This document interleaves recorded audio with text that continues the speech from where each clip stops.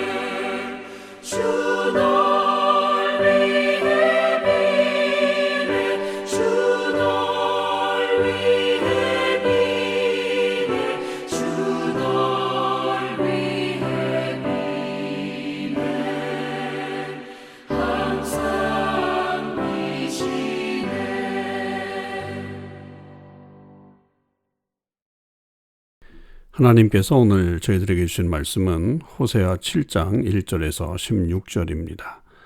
호세아 7장 1절에서 16절 말씀을 읽겠습니다. 내가 이스라엘을 치료하려 할 때에 에브라임의 죄와 사마리아의 악이 드러나도다. 그들은 거짓을 행하며 안으로 들어가 도둑질하고 밖으로 떼지어 노략질하며 내가 모든 악을 기억하였음을 그들이 마음에 생각하지 아니하거니와 이제 그들의 행위가 그들을 애워싸고 내 얼굴 앞에 있도다. 그들이 그 악으로 왕을 그 거짓말로 지도자들을 기쁘게 하도다. 그들은 다 간음하는 자라 과자 만드는 자에 의해 달궈진 화덕과 같도다. 그가 반죽을 뭉침으로 발효되기까지만 불일으키기를 그칠 뿐이니라. 우리 왕의 날에 지도자들은 술의 뜨거움으로 병이 나며 왕은 오만한 자들과 더불어 악수하는도다. 그들이 가까이 올 때에 그들의 마음은 간교하여 화덕 같으니 그들의 분노는 밤새도록 차고 아침에 피우는 불꽃 같도다. 그들이 다 화덕같이 뜨거워져서 그 재판장들을 삼키며 그들의 왕들을 다 엎드려지게 하며 그들 중에는 내게 부르짖는 자 하나도 없도다. 에브라임이 여러 민족 가운데 혼합되니 그는 곧 뒤집지 않은 전병이로다. 이방인들이 그의 힘을 삼켰으나 알지 못하고 백발이 무성할지라도 알지 못하는도다. 이스라엘의 교만은 그 얼굴에 드러났나니 그들이 이 모든 일을 당하여도 그들의 하나님 여호와께로 돌아오지 아니하며 구하지 아니하도다. 에브라임은 어리석은 비둘기같이 지혜가 없어서 애굽을 향하여 부르짖으며 아수르로 가는도다. 그들이 갈 때에 내가 나의 그물을 그 위에 쳐서 공중의 새처럼 떨어뜨리고 전에 그 회중에 들려준 대로 그들을 징계하리라. 화 있을진저 그들이 나를 떠나 그릇 같음이니라. 패망할진저 그들이 내게 범죄하였습니다. 내가 그들을 건져주려 하나 그들이 나를 거슬러 거짓을 말하고 성심으로 나를 부르지 아니하였으며 오직 침상에서 슬피 부르짖으며 곡식과 새 포도주로 말미암아 모이며 나를 거역하는도다. 내가 그들 팔을 연습시켜 힘있게 하였으나 그들은 내게 대하여 악을 꾀하는도다. 그들은 돌아오나 높으신 자에게로 돌아오지 아니하니 속이는 활과 같으며 그들의 지도자들은 그야의 거친 말로 말미암아 칼에 엎드려지리니 이것이 애굽 땅에서 조롱거리가 되리라. 아멘. 오늘도 이 새벽기도회에 동참하는 우리 모든 참소망의 식구들과 또 하나님의 백성들 위해 주님의 크신 은혜와 사랑이 함께 하시기를 주님의 이름으로 축원을 드립니다. 오늘 우리는 호세아 7장 1절에서 16절의 말씀을 묵상하겠습니다. 오늘 말씀 속에서 우리는 하나님께서 우리를 사랑하심과 또한 이 허망한 것에 관심을 두고 있는 이스라엘의 어리석은 모습, 그리고 그것에 대한 심판, 그리고 여전히 돌아오지 못하는 그런 이스라엘의 안타까운 모습을 보게 되고요. 특별히 지도자들, 정치 지도자들을 통해 말씀하시는 하나님의 음성을 들을 수가 있습니다. 1절과 2절에서 하나님은 이스라엘을 치료하려 할 때 이렇게 말씀하셨죠. 결국 하나님은 이 회복을 생각을 하셨습니다만 그들은 점점 그들의 악을 드러내지 않도록 더 깊이 들어가는 모습을 취했죠. 그러니까 하나님이 치료하려 하려면 병을 드러내야 되잖아요. 병을 드러내면 치료가 훨씬 더 좋은데 자꾸만 감추고 또 그것을 안으로 집어넣어버리면 그 치료가 온전히 이루어지지 않습니다. 근데 그들의 생각 속에는 왜 그렇게 했냐면 2절에 보면 내가 모든 악을 기억하였음을 그들이 마음에 생각하지 아니하였다. 하나님이 기억하지 않으신다라고 하는 착각을 하고 있었던 것입니다. 하나님은 모르신다 혹은 또 하나님은 기억하지 않으신다라고 하는 착각이 있었기 때문에 계속 그들은 그 죄 안에 머물러 있게 된 것입니다. 그것이 아주 큰 착오요 또 그들에게는 멸망의 어떤 원인이 되었던 것을 볼 수 있죠. 우리는 우리의 어떤 악이나 잘못이 드러나면 그것을 치료받기 위해 먼저 내놓는 그런 훈련을 해야 합니다. 그것이 아플지라도 치료를 제대로 받으면 병이 낫는 것처럼 우리가 주님 앞에 그렇게 내어놓고 회개하고 또 하나님 앞에 기도할 때에 하나님께서 회복시키시는 역사는 분명히 일어나게 될 것입니다. 그 이후로 이제 3절에서부터 이 왕궁 안에 일어나는 여러 가지 반란들 그리고 그것에 따른 외세를 의지하려고 하는 그런 그 사람들의 반응들 그런 것들에 대해서 계속적으로 비판하고 계시는 것을 볼 수 있죠. 그 여로보암 2세를 지나서 북쪽의 그 마지막 왕까지가 계속적으로 그 기간이 길지 않은데도 왕권은 계속 바뀌는 것을 볼 수가 있습니다. 이제 그렇게 됐을 때 모든 사람들이 그 왕권에 대한 욕심을 갖게 되었고 여긴 다윗의 후손이 왕이 되는 게 아니라 누구나 힘이 있는 자가 왕이 되는 것이 이 북쪽 이스라엘의 그런 모습이었습니다. 그렇기 때문에 누구나 그렇게 힘을 길러서 내가 왕이 되려고 하는 그런 마음들이 있었던 거죠. 여기에 이제 몇 가지 은유를 호세아가 사용하고 있는데, 하나는 달궈진 화덕, 그다음에 또 하나는 뒤집지 않은 전병, 그리고 어리석은 비둘기, 그리고 16절의 마지막 속이는 활, 이렇게 비유를 가지고서 설명을 해주죠. 이 달궈진 화덕과 같다라고 하는 이 모습은 결국에는 이들 안에 간음과 또 속임수와 이런 것들이 그 안에 내재되어 있다가 뭐 쉽게 폭발하는 어떤 그런 모습으로 나오는 거죠. 이게 이제 정치적인 어떤 욕심까지도 다 내재되어 있는 악이라고 볼 수가 있겠습니다. 그러니까 6절에 보면 그들의 분노는 밤새도록 자고 아침에 피우는 불꽃 같도다라고 하는 그런 모습은, 이 달궈진 화덕은 결국 사실 서서히 데펴야 뭔가 음식이 되는데 제대로 되지 않고 결국 파멸로 이르게 되는 그런 모습을 말하고 있는 거죠. 그러니까 이들 안에 욕심으로 가득 찼고 그 자기 욕망으로 가득 차서 뭔가 일만 있으면 자기가 어떤 정권이나 혹은 힘을 가져보려고 하는 그런 악한 모습을 가지고 있었다라고 하는 것을 말해주고 있습니다. 8절에 이제 두 번째 비유가 뒤집지 않은 전병이다라고 하는 것인데, 그 앞에 여러 민족 가운데 혼합됐다라고 하는 것을 말함으로 인해서 이 전병이, 이 빵이 결국 먹을 수 없는 그런 빵이다라고 하는 것을 볼 수 있죠. 여러분, 뒤집지 않은 전병이라는 건 한쪽 면만 달궈진 거, 한쪽 면만 익혀진 것을 말하는 거잖아요. 그러니까 이것은 한쪽이 탔거나 또 먹을 수 없게 된 그런 상황을 말하기도 하고, 또 여러 곳에서 섞여 있는 어떤 그런 모습을 말하는 겁니다. 그러니까 전혀 어떤 순수함은 사라져버리고 하나님께 대한 신앙은 잊어버리고 혼합으로 가려고 하는 그런 의지가 많은 거죠. 그 9절에도 보면 이방인들이 그의 힘을 삼켰으나 알지 못하고 백발이 무성할지라도 알지 못한다. 그러니까 이 지혜를 그 정도면 알아야 함에도 불구하고 깨닫지 못하는 어리석음을 보여주고 있다라고 하는 것을 하나님께서 지적하고 계시는 거죠. 또 하나, 세 번째의 이 은유는 11절에 보면 어리석은 비둘기 같다, 이런 표현을 쓰셨잖아요. 이것은 뭐냐면 애굽을 향하여 부르짖고 아수르로 가고, 그러니까 이방 민족을 의지해서 이 어려움을 타개해 보려고 하는 헛된 일들을 어리석은 비둘기와 같다, 이렇게 표현을 한 겁니다. 그럴 때 하나님이 가만 내버려 두시지 않고 그들이 갈 때에 그물을 그 위에 던져서 공중의 새처럼 떨어뜨리고 전에 그 회중에 들려준 대로 그들을 징계할 것이다, 이렇게 말씀을 하십니다. 참 이들의 어떤 방향성이 하나님께로 가야 할 그 방향성을 이방들을 의지하면, 이방을 찾게 되면 힘 있는 이방들이 우리를 도와줄 것이다 라고 생각을 해서 그리로 가고 있는 그런 모습을 말하고 있죠.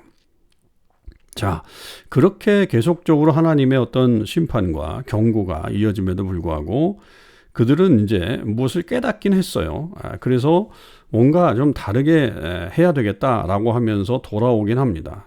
그러니까 계속 돌아오라라고 하는 메시지가 들려오긴 하는데, 16절, 그들은 돌아오나 높으신 자에게로 돌아오지 아니하니 속이는 활과 같다, 이렇게 말씀하십니다. 그러니까 그 활이 결국 나아갈 수 있는 어떤 그런 방향성과 전혀 다르게 활을 쏘지 않았거나 아니면 뭐 쏜 것처럼 보인다거나 이렇게 해가지고 우리의 외향적으로는 뭔가 돌아오는 것 같은데 결과적으로는 높은 자에게, 즉 하나님께로 돌아오지 않고 헛된 것에 의지하면서 살아가는 그런 모습이 되기 때문에 결국 조롱거리가 될 것이다 라고 그렇게 말씀하고 있습니다.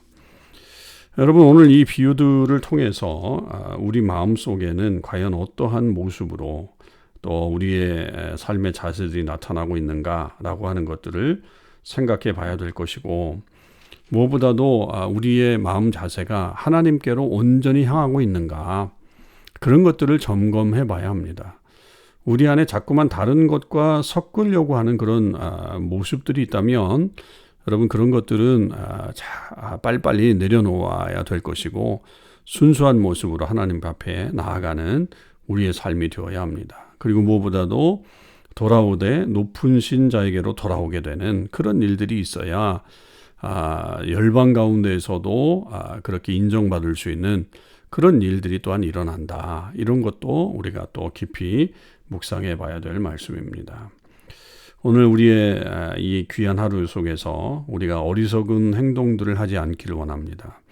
하나님 외에 다른 것들을 찾는다거나 다른 것들을 더 의지한다거나 혹은 또 우리의 어떤 마음속에 어떤 헛된 욕망으로 가득 차서 그 욕망을 쫓아서 살아가는 그런 삶이 되지 않기를 바랍니다.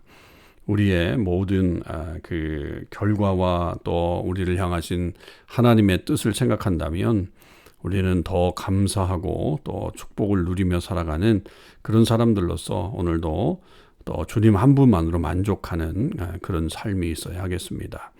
우리의 삶이 더욱더 주께서 기억하시고 또 함께 하시는 놀라운 역사가 있는 그런 삶이 되시기를 주님의 이름으로 축원을 드립니다. 기도하겠습니다. 아버지 하나님 감사합니다. 오늘 저희들 다시 한번 하나님의 이 말씀을 들으면서 하나님께서 이스라엘을 치료하시려고 하지만 그들은 그 하나님의 치료에 자신의 몸을 내어놓지 않고 오히려 더 악한 곳으로 또 잘못된 방향으로 나아갔던 것을 볼 수가 있습니다. 저희들에게 하나님 바른 방향성을 허락해 주시고 우리의 아픈 부분을 하나님 앞에 내어놓는 용기도 허락하여 주시옵소서. 그래서 우리의 길이 잘못되지 않게 하시고 돌아가려면 여호와께로 돌아가고 높으신 자에게로 돌아가는 명확한 우리의 자세와 또 행동의 변화가 이루어질 수 있도록 도와주시옵소서. 오늘 하루 귀한 삶을 살게 될 것입니다. 하나님 오늘 축복해 주시옵소서. 우리의 삶이 주님께서 원하시는 아름다운 삶이 되게 하여 주시옵소서. 감사드립니다. 우리 주님 예수 그리스도의 이름으로 기도하옵나이다. 아멘.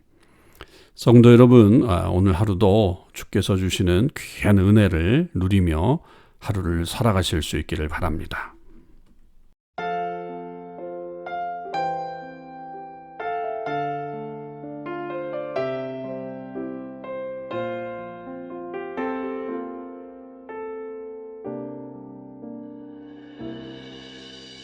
주 나의 모습 보네 상한 나의 맘 보시네 주 나의 눈물 안에 홀로 울던 맘 아시네 주 나의 모습 보네 상한 나의 맘 보시네 주 나의 눈물 안에 홀로 울던 맘 아시네 세상 소망 다 사라져가도 주의 사랑은 끝이 없으니 살아가는 이 모든 순간이 주의 힘을 나는 믿네